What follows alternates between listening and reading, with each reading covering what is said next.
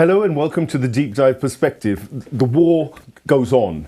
We're well into the couple of weeks of American and Israeli assaults on Iran, but it doesn't stop there. What we've had is a reaction. The reaction has also been one of Israel basically invading Lebanon once again, and this time Hezbollah has retaliated as well. So it is becoming a regional war. There are huge updates, obviously, to catch up on, and who better to do it than a couple of my favorite investigative journalists. First of all, Vanessa, Beeley, based out in Beirut, and Kit Klarenberg, who is these days somewhere in Europe. I won't reveal his identity as exactly where he is. But thank you for joining the show, gentlemen, and saying thank you, Vanessa, because I also have Dr. Mohammad Haidar in the studio with me, who is of Lebanese descent, geopolitical analyst, and somebody who's very much a principlist. I'm going to begin, though, with an overview, I think. First of all, let's start with Vanessa. You're in Beirut, and I wanted to begin there, but of course, this is such a kind of connected conflict now that we can't really just stick to one country. It's spread everywhere. But let's begin in Lebanon and what's actually happened there and what is happening. Well, of course, in the last few days, there's been major escalation by the Zionists.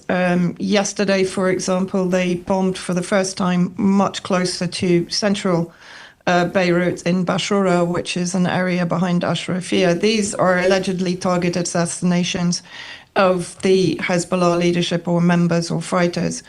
The day before that, they bombed people living in refugee tents on the beach to the south of the actual corniche that runs all along the seafront in Beirut. And now today, the Israelis have bombed at least two of the bridges crossing the Litani River, so connecting the south to the north. We're seeing, of course, these mass evacuations of the south, of the east and the Bekaa, of the southern Beirut suburbs. And today they're actually dropping, what they're trying to achieve is effectively to generate this civil war scenario inside Lebanon. So today they're actually dropping leaflets telling civilians in Lebanon to disarm Hezbollah, having failed, of course, to put through the pressure on the Lebanese army through various factions within the Lebanese government. And so we're in a situation of severe escalation. However, on the upside, Hezbollah is scoring direct hits. Very few of its drones, and now it's using ballistic missiles against targets, particularly in the north of the occupied territories, but even deeper inside the occupied Palestinian territory. Dr. Mohammad Haidar, you're from Lebanon originally, and you've been watching things unfold. On the ground, what Vanessa is describing has real impact. What's the situation in particularly South Lebanon, which is being targeted, and individuals and families? You've lost family as well, and you're privy to what's going on the ground now. Tell us a little bit about what's happening from the Lebanese civilian perspective. Reality is different, especially when you live a situation like that for all your life. I have spent my childhood in a city called Sur in Tyre, and this city destroyed twice. Imagine that you live a drama like that. Ever since I remember my childhood, I remember, the Israeli jets, just flying over the cities and hitting, everywhere. If you go back to my memory, which is really, this is not easy, yeah? Imagine for a child who just remember such hard life and such really, terrible memories and images in your mind. If I go back and now at the moment now, what comes back to my memory is once I was watching something with my friend on the balcony in front of the sea, because we live on the seaside, and suddenly the Israeli fighter jet comes and bombard one of the side of the cities. By the time the children comes out from schools. Because in that area we had about like 4 or 5 schools, clustered like together, and I can see the children with with their blue dresses, coming out like, you could tell, it's like a flock of sheep, in the field. And suddenly the Israeli bombard, one of the side, and they start running to the other side. And then they come again, they hit the other side. And the children, got stuck in between. If you like that, it never, disappear from my memory. And this is horrible, imagine for children to remember such things, So how would you, when you grow up, what kind of attitude you will have? What kind of, what kind of life you lived? You storing this war memory in your mind. It's really something horrible. But anyway, you get used to it, you become stronger, and you become a fighter. Straight away, they just create a fighter out of you. Without even, they don't have to, for example, push you to do that. You are living a life like this all your life. Imagine, I'm almost now getting like towards 70. And how could I remember my good days when I remember a lot of my friends who I grew up with, they just died in the street because of the Israeli bombardment. And it hasn't stopped. No, it hasn't stopped. Even recently, I have members of my family who are academics. They are professors. They're professors in the Lebanese University. They have been assassinated. Just recently, about like 3-4 months ago. And they have been targeted, like they targeted like 2 professors in the Lebanese University a couple of days. It happened like that. So this is not a war. This is not like a conventional war. It's not a war which people come and you go and hit a place and finish. And then no, this is a continuous. So, and this is the memory, unfortunately, you remember, and you have to live with it. Thank you for that very personal account and sharing that with us. But Kit, you've heard Vanessa's introduction about what's actually happening, and this has obviously gone on for decades. But what's the current plan? What is Israel trying to achieve, in your opinion, by this latest invasion? What's behind this? Well, I would call it Anglo-American Judeo joint effort to crush Hezbollah has been going on as long as the group has existed. It was formed in the early 1980s in response to Israel's criminal genocidal invasion of Lebanon in that year. This has been ongoing for a very, very, very long time. As Hezbollah have amply demonstrated, they are a very redoubtable fighting force. They've chased Zionist settlers out of the illegally occupied north, what Israelis call their north, which is seized from it's not theirs to begin with. Since there was obviously the invasion of Lebanon again in October 2024, it was a complete disaster for the Zionist entity, but it was spun as a resounding victory. And ever since the Israeli leaders have claimed that they comprehensively crushed Hezbollah, we are seeing in real time that this is not true, and they are operating in direct coordination with Iran. Now, there is a wider kind of strategy here, as hard as that may be to believe, from the Israeli perspective, which is they want the resistance crushed so they can carry out a Gaza genocide 2.0 in the West Bank. And I think that this is why they've gone for war with Iran now. The Knesset, not long before, had passed laws facilitating the annexation and seizure of Palestinian land in the West Bank, which is illegally occupied to begin with.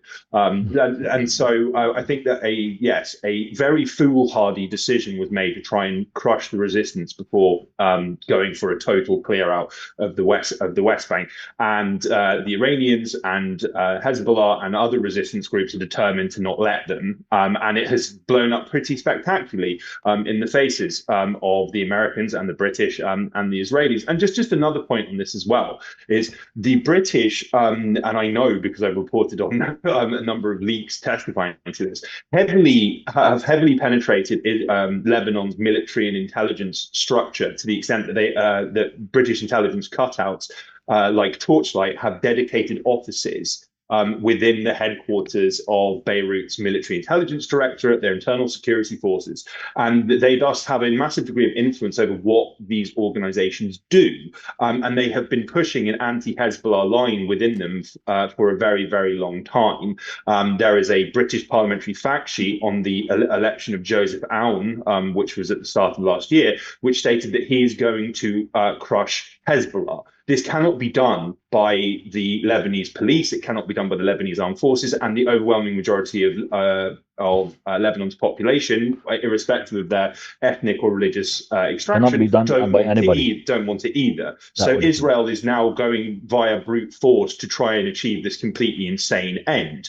I might add as well that it is based on a completely just deranged and, quite frankly, imbecilic view of how resistance groups operate. The CIA back in 2009 produced a study of what they call high-value targeting, which is to say assassinations of leaders of quote-unquote insurgent groups. And it specifically has numerous dedicated sections where they talk about how assassinations of Hezbollah's leadership or Hamas's leadership make these groups stronger. Okay, and yet they went ahead and killed Nasrallah. They carried out that rather daring and very heavily publicized simultaneous destruction of pages that had been wired with Mossad explosives in advance. They went ahead and did this despite the fact that it was very clear this was not going to harm Hezbollah. In fact, actually was probably going to create more sympathy for them, was going to shore up their basic support, not only within Lebanon, but within the wider region, and would attract people to join them.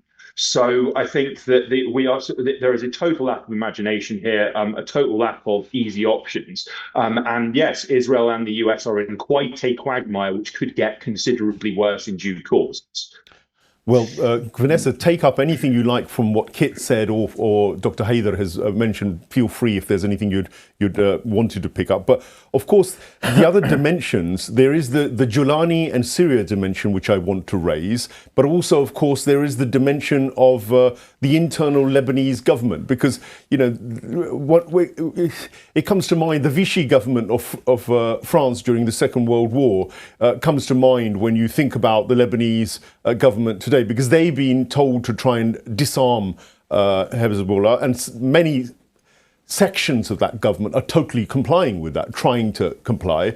It seems that the army, the Lebanese army, which also peculiarly isn't actually doing anything in terms of opposing the Israeli invasion and the incursion. So there's this curious situation of a Lebanese establishment, other than Hezbollah, basically doing nothing. In fact, perhaps collaborating. In fact, obviously collaborating. What's going on there internally? I think, first of all, the first point, I wouldn't accuse the Lebanese army of any kind of collaboration. Right. I think actually the withdrawal from the south was at the behest of Hezbollah, because Hezbollah understands that the Lebanese army has none of the equipment with which to defend themselves against Israel. Why? That's because true. The Lebanese army is sponsored by the United States. And the United States has deliberately reduced the Lebanese Armed Forces down to what is effectively a police force, a security force, an internal force, nothing that is remotely capable of defending Lebanon against an outside attack from either Israel or even to some extent from the Al-Qaeda ISIS forces under the control of Jolani in Syria. So that's number one. So they were basically told to withdraw for their own safety by Hezbollah, because otherwise they would now be dead. You also have to remember that within the Lebanese armed forces, I think the number of Shia Muslim now within the armed forces has reduced slightly, but it's still a large percentage. If you imagine in the south, and your Mr. Haidar can probably confirm this, you will often have families where one brother is in the army and one brother is or more are with Hezbollah. Yeah. And so therefore the connection between the people and the army, I mean, Hassan Nasrallah always used to say the army, the people and the resistance, but he put, from memory, he put the army first. So that's an important point to make. The fact that the commander of the army, General Heikel, has effectively refused to turn against the population of Lebanon, because Hezbollah and their families are part of the population of Lebanon. Heikel has effectively refused to do that. Of course, Washington has condemned him for this because he's not obeying their instructions, and so now effectively he's also under threat of replacement. Washington has proposed, I think, 4 names as a replacement, which clearly shows, of course, that they're interfering in the sovereign decisions of what the government should be doing inside Lebanon. But of course, we know factions within that government are heavily aligned with Washington, Saudi Arabia, and Israel, and that's where the problem comes from. So you have effectively a government that is turning against its own people, which is kind of quite extraordinary, and turning against its own people, not helping its own people for the last 15 months that the ceasefire was in effect, that was violated by Israel more than 6,000 times. Hezbollah stuck to the ceasefire until very recently, after the assassination of Imam Ali Khamenei in Iran. And also because they understood, in a sense, they preemptively attacked Israel, which of course is always Israel's excuse, but this is genuine because they had intelligence that Israel was intending to attack and to seize territory, or more territory, in the south of Lebanon. And very quickly, going to the threat from Jolani. Jolani has making overtures, not really to the Lebanese government, of course, the overtures are to Israel and to Washington, saying that he agrees with the disarmament of Hezbollah, naturally. And again, coming back to the usage of ISIS, I know Kit's done really good work demonstrating that MI6 has not only been funding the ISIS holding camps in the northeast of Syria since they were first created in 2017, but also through soft power, effectively ensuring that the children in those camps are being radicalized into ISIS fanatical ideology. Now, if we look at the CENTCOM announcements that they're going to move, I think it's 7,000 ISIS fighters to Iraq. To date, they've only moved 5,700. That's what they've publicly told us. And then another CENTCOM report states that there's 9,000 ISIS fighters. So we're missing 3,000 plus ISIS fighters. Where are they? I've been told by sources inside Syria that Al-Qaeda have removed their forces from the coast. They're now established in Hama, Damascus, and Homs for the security of those cities. They've moved those ISIS fighters to the border with Lebanon, where they've established heavy artillery. They're, of course, using the drones supplied by Turkey and even by Ukraine, actually. And so there is a potential. I'm unsure if there is really a potential of an invasion. We can maybe talk about that a bit more. But there is a possibility that they will try and create another front along that eastern border to distract Hezbollah and the Lebanese army to the border and away from a potential heavy invasion in the south. Well, Dr. Haidar, Hezbollah has been extraordinarily effective in dealing with the Israeli invasions every time they've happened. You mentioned it earlier. That's right. In the first day or two, I picked up around 6 Merkava tanks were knocked out by Hezbollah straight away. There was a helicopter raid, apparently, where they were trying to release somebody who'd been held hostage, according to them, an Israeli, which failed spectacularly, it seems, as well. But Ron Arad, who was just a co-pilot, So tell me a little bit about this. Internally, we've heard that there are people who are on the side of Israel, essentially, and then on the borders you've got this Jolani situation. But the unity of the Lebanese people, I mean, is there unity amongst the people with the resistance? This is quite important, the role of the army and the recent cabinet. We're talking about this is the executive side of the Lebanese sovereignty, the government, and you're talking about who protects Lebanon, the Lebanese army. As Vanessa said, the chief of the army refused to use any force against the Lebanese, whether because it's a resistance or because it's a faction or because it's part of the Lebanese. He refused it bluntly and clearly, and he'd been accused of that. And his visit to the United States the first time was cancelled, and the second time, when he said, no, those are Lebanese, even they finished the meeting with him in Washington. So the Lebanese army cannot go into a problem like that. That it means, they will split the army, and this has happened before. If you go to 1975, 1970s, we have a civil war, and this is what happens to the army. The army cannot, have a problem like that. It means, there's no more security in the country. So this is one of the guarantees. The army is a guarantee on a part of the Lebanese sovereignty. And they tried to replace him, but this suggestion has been refused. Now, what the government is doing, the cabinet is remind me, with a Sanura government before, when they wanted to attack the resistance and disarm it internally as well, and they failed. And when you have a cabinet like this, a cabinet split, and they are not even technocrats. This government is not showing that it is ready to protect its people. And that's why, when now it's a year and a half have passed since this agreement happened, and what the government has done, they said, okay, we can use our diplomacy. We have good and strong relationship, and through our diplomacy, we can stop everything. It didn't stop anything. 8,000, we have about like 400, 500, 600, been assassinated by the Israelis. And the government have done nothing. Diplomacy did nothing for Lebanon, did not protect them. And still the Israelis are attacking everywhere in Lebanon, anywhere. What the Lebanese people want to see in order to believe this government, they want to see the Lebanese army is fighting for their security, not pulling him out. I know that the Lebanese army is weak, but cannot be used an excuse not to protect the Lebanese. Otherwise, why you have the army? This is what's really the Lebanese want to see.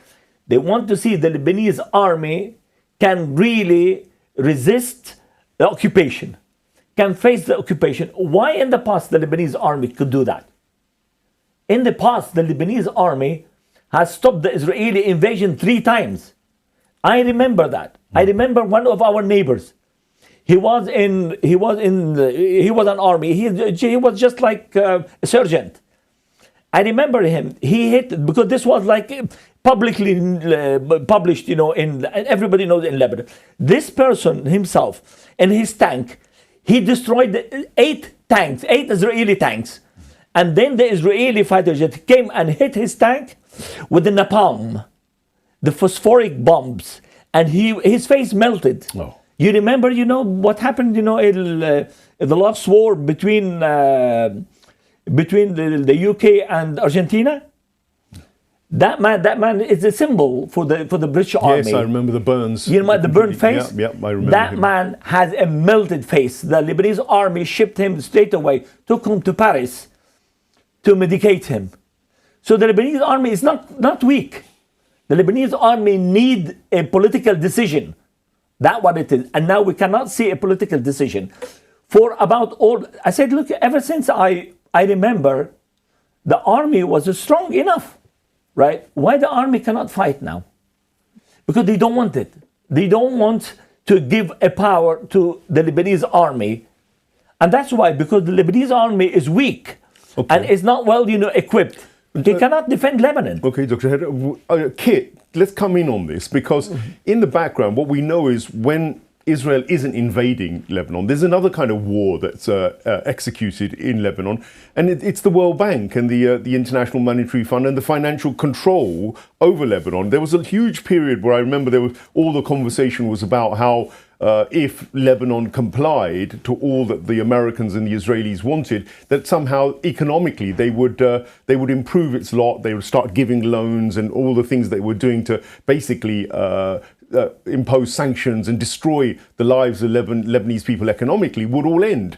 Well, none of that seems to have transpired. But you also mentioned, of course, the deep state and its war on the Lebanese people. Tell me a little bit more about the background to how they've been essentially dismantling Lebanon, not just militarily through the Israelis, but through the economic warfare, the soft power wars. Yeah, sure. I mean, Lebanon has been kind of just ground into nothingness from an economic perspective, and has stumbled from economic crisis to economic crisis. This is very deliberate, and it's stage managed, and it's the result of the US and Europe undertaking belligerent measures in order to try and neutralize Lebanon as both as a kind of independent economic power, but also as an irritant to Israeli designs in the wider region. And I think that it's quite intriguing that Iran has been subject to absolutely crippling sanctions, pretty much apart from a brief 3-year pause from 2015 to 2018. Since 2012, those sanctions were the result of a MI6 black propaganda campaign, as I've reported on, to frame Iran as having nuclear ambitions, if not nuclear weapons capabilities already. That's the basis of this. It's also the ostensible basis of this blundering war against Iran. But I think that Iran has demonstrated that it can withstand the sanctions due to its international relationships, but also due to its vast natural resources. And it's also amply demonstrated that it can effectively paralyze global trade and cause massive disruption to all manner of different markets, and therefore put the global economy on a collision course with calamity. Now, Lebanon is, of course, not Iran, but nonetheless, Iran is demonstrating an alternative way of doing things, and I think that the unrelenting attacks on the Gulf countries, which they are effectively Western colonies with financial systems run by the Americans and the British, those are under attack now. Their vast expat populations are on the run, and in the process, U.S. bases and U.S. missile systems, and other military installations are demonstrating that they not only don't keep you safe, they are actually a massive liability that makes you a target in the event of a conflict. And of course, neither the U.S. nor Israel has the muscle to actually defend its allies, no matter what's in signed defense agreements or the terms and conditions of the massive arms shipments that routinely flood into the region. The US can just take that back if and when they need it, which is increasingly all the time now. So there has been this attempt to grind Lebanon into the ground. It's been massively assisted by a kind of Levantine or kind of labyrinthine a political system, which was imposed on them by the French and remains very much held in place by a number of comprador elites. It's quite an extraordinary situation where, as I say, you have a population and wings of the state, including the military, it must be said, as Vanessa pointed out, who are supportive of Hezbollah, are universally opposed to Israel, and yet end up their supposedly elected leaders and elements of their certain wings of the state end up following a Zionist dictated agenda in matters foreign and domestic. I strongly suspect that I hope and have grounds to believe that the upshot of this war will not only be Lebanon freeing itself or trying to from being wedged under the heel of Western financial interests and organizations like the World Bank and the IMF. We might see more countries in the region following this path too. It's certainly something to watch out for. Yeah. So, Vanessa, Keith, you have to remember as well, it's not the IMF is doing this pressure. The banking system in Lebanon is politically motivated, and the deposits of ordinary people disappeared. And this is the big disaster for ordinary people, where the money has gone. If I want to transfer, for example, money from here, from London to my family, if I transfer £10,000, I will be questioned. Where is this money coming? Where it's going? How come billions of dollars went out from Lebanon, from those banks, offshore or somewhere else without questioning. This cannot be just like a magic. No, this money has been transferred with the knowledge of these government, with the UK government, with the French government, with the Belgium, with the Swiss, with the Americans. They know where the money has gone. Why nobody is talking about it? We're talking about billions, $250 billion has disappeared from the Lebanese banks. Why the bank owners cannot be taken to court and explain to the Lebanese people where is their money? It cannot disappear like this. This is the physical money and everybody, normal people deposits. How come this money disappear when we have the central bank and you have a guarantee as well? Like everybody, like any central bank. This is another question. Why? And who's doing this? Who's covering up? Why this government, this cabinet, and the cabinet before cannot, solve a simple problem like this? So that's another problem, for the Lebanese as well.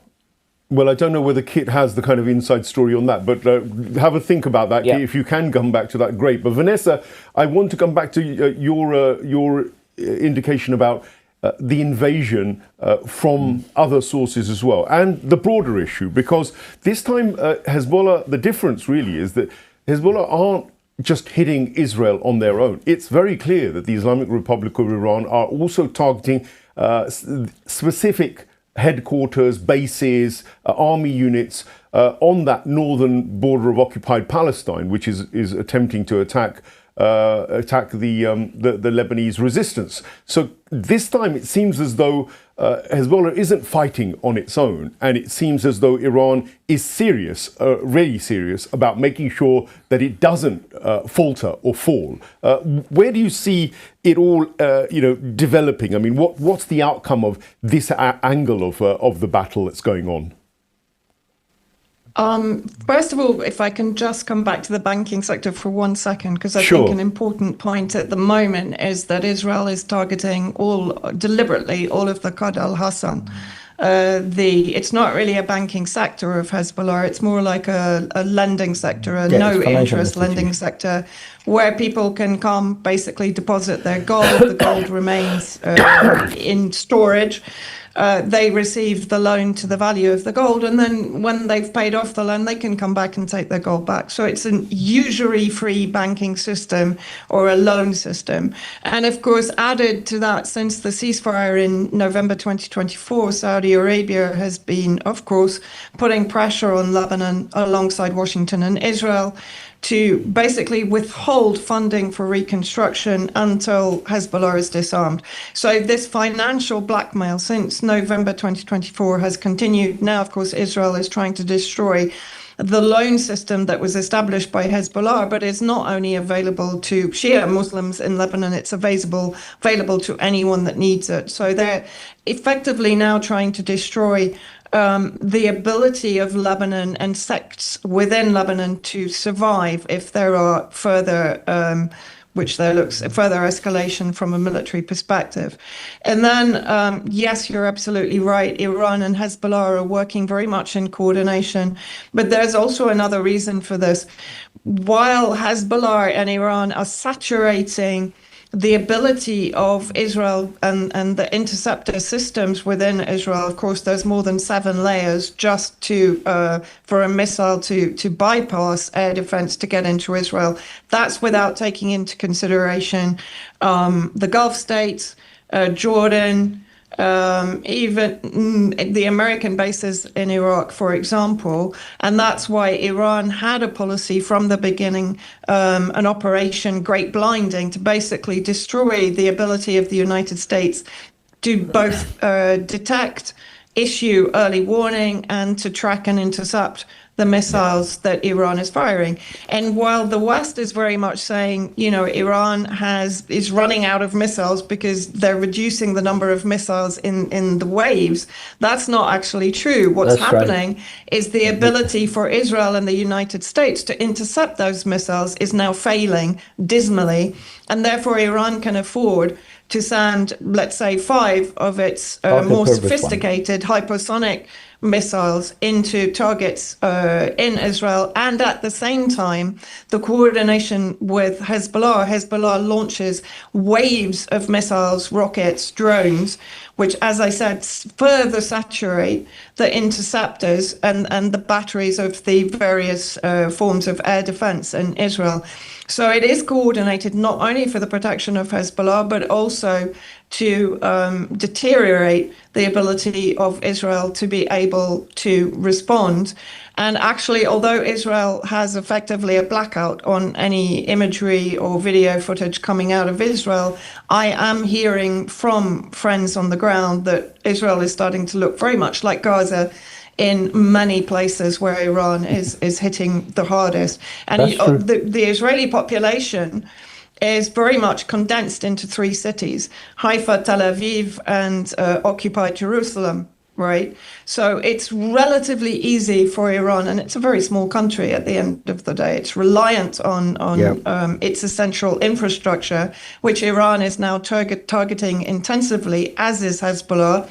Hezbollah, for the first time in history, has issued an evacuation warning against the Zionist squatters in the northern territories of Palestine, and is forcing them. I think the mayor of the northern settlements put out a statement 2 days ago saying, we can't tolerate this situation.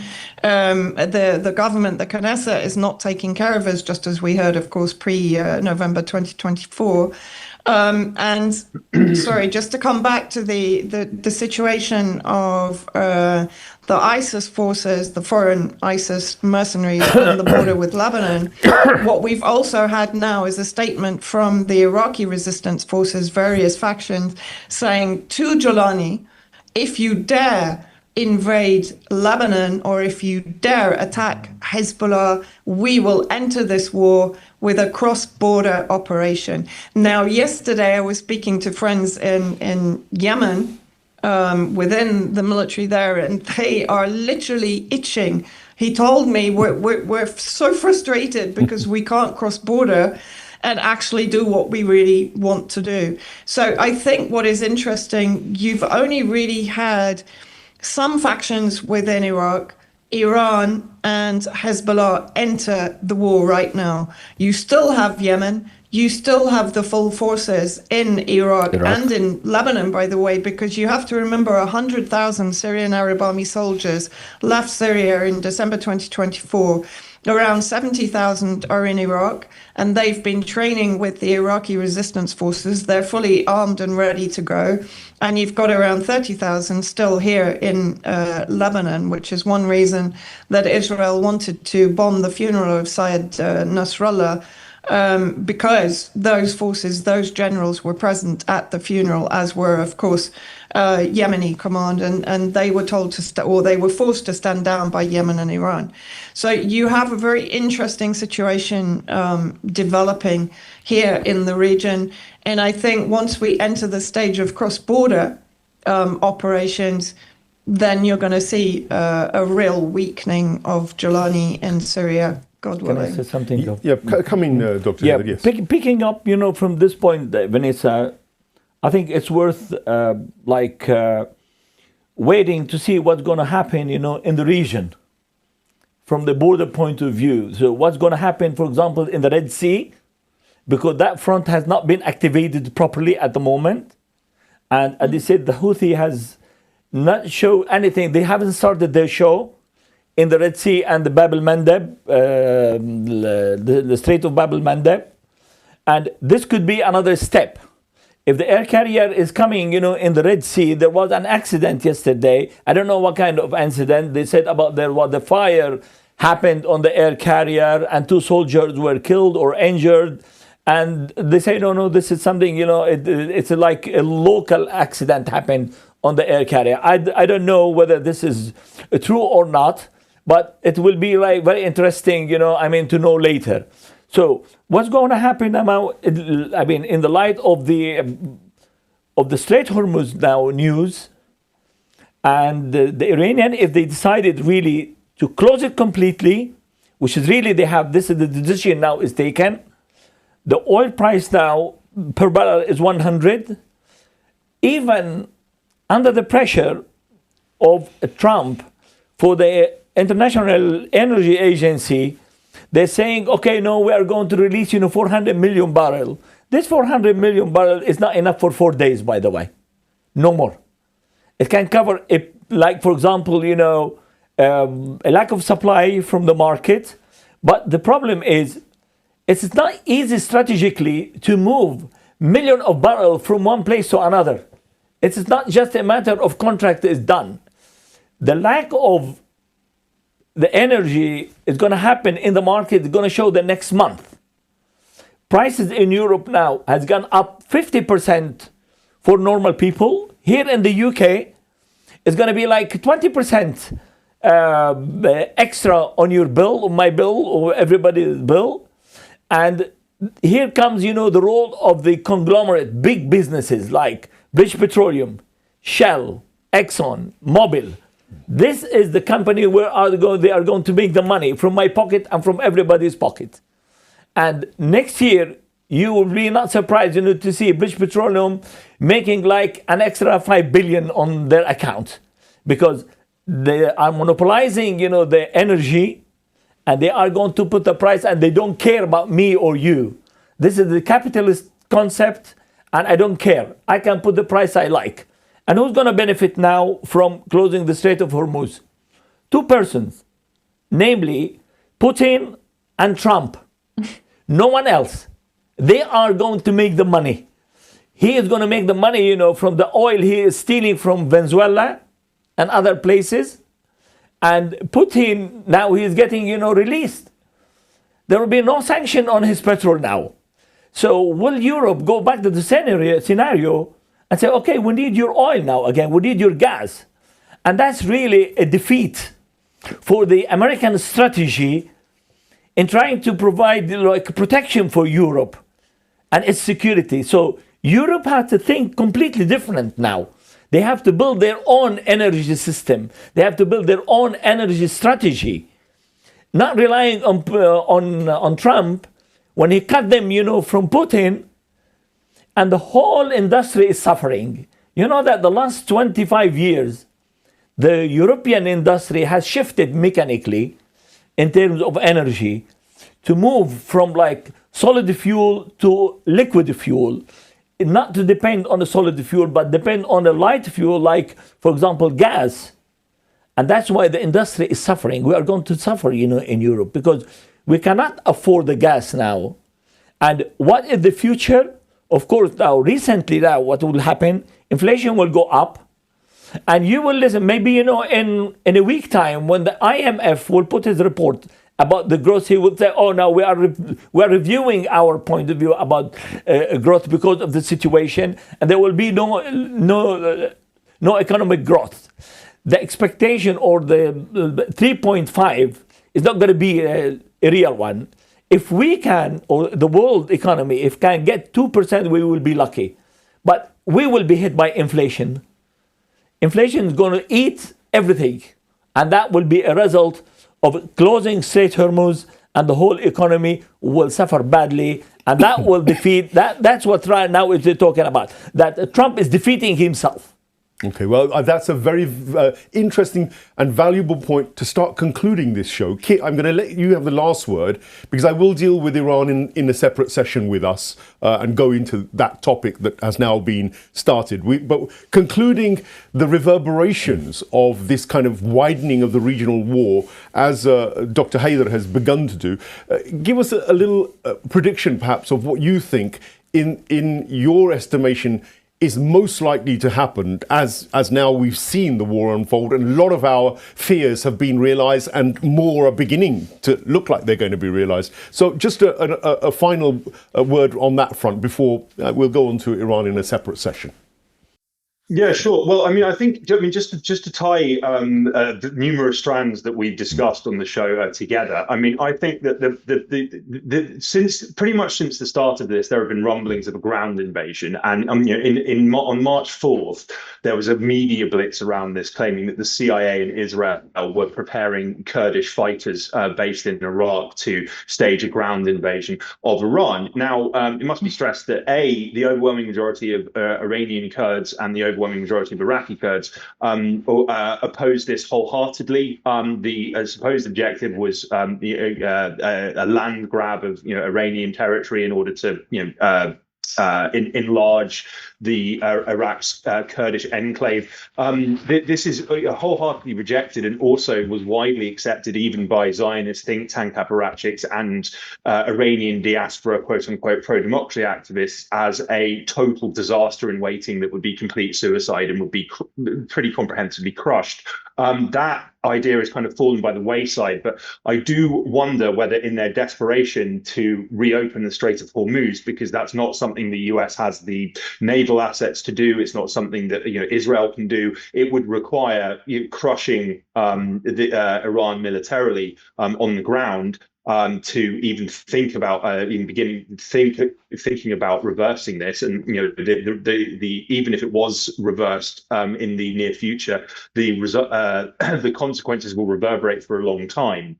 Due to the mass disruption of trade and global finances, but I don't think that in this context, because the US and Israel are desperate, Iran shows absolutely no sign of backing down. They've made very clear that they are going to impose pretty strict terms on the US and Israel before they're going to consider ending this. They have the resources, as we've discussed, to keep this going for a very long time, and we don't even know the full extent of their capabilities, and they're showing us in pretty extraordinary detail on a daily basis what they can do that we didn't know before.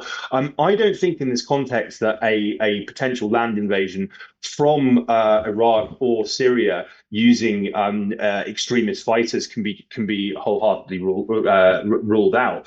It must be stressed that in Syria, as Vanessa will well know, the government was basically installed by MI6. There is the office of an MI6 cutout called Intermediate, which was founded by Keir Starmer's chief of staff, Jonathan Powell. They have an office in the Syrian presidential palace. The rule of HTS and Jalani or al-Shara is contingent on him doing what is asked of him and expected of him by Britain and the US and Israel. And so there was a when the ISIS camps in what was formerly known as Rojava, this Kurdish territory in the putative Kurdish territory in the northeast of Syria. When al-Shara's forces kind of run roughshod over this region and tore down statues of Kurdish fighters and started freeing hardened ISIS fighters who'd been imprisoned and in limbo since 2017 and were obviously very pissed off and indeed grateful for the assistance. There was a really interesting report in the Daily Telegraph based on a reporter who's rather spooky and I shan't name, visiting the ISIS prisoner camps. Now, he spoke to several people who said that the inmates there were waiting to be rescued by HTS forces. They weren't looking for repatriation to their home countries, whether that was in West Asia or Europe or elsewhere, because, quote unquote, they're with al-Shara. Right. So, I mean, and indeed, al-Shara's forces are quote unquote former extremist group fighters, etc. So I think that in this context, when, yes, al-Shara knows that his grip on power within Syria is actually rather fragile, and he's completely dependent on US, British and Israeli kind of acquiescence and direction to endure in power, there is a very real prospect that a major ground incursion could be staged, and so I think that's something to really look out for. But I mean, equally, like I say, I think that the Western imperial powers, they've run out of road and they've run out of ideas, and they have been given a very stark lesson in the limits of their power. And those limitations are becoming ever more apparent and ever graver as time goes on. So, I mean, there is the prospect that Trump could just declare a victory, despite the fact there's nothing like a victory and it's a total catastrophe, and move on. There's enormous amounts of domestic pressure. But I mean, this is kind of existential now for the Western imperialism in West Asia, and that's not something they're going to step away from without a fight and lots of bloodshed potentially. So we must remain vigilant about what comes next, I think. Okay. Well, we're going to put a pause on it there. There is Iran to discuss on a more detailed level, and I'm going to get my guests to do that. But we've had a pretty good analysis of what's happening on the borders of Israel, what's going on with their effort to destroy the resistance once and for all. It doesn't seem to be going very well again, yet they don't seem to learn their lesson. And of course, the predictions are very difficult. It's a regional conflagration, so nothing can be taken in isolation. What happens in South Lebanon, it definitely affects what goes on in the region, from Syria through to Iraq quite clearly, and on into Iran, and of course on into global affairs, with the mention of Bab el-Mandeb and the Hormuz Straits and the tightening around the noose of Western and other oil resources and economic resources. This is not over by a long shot.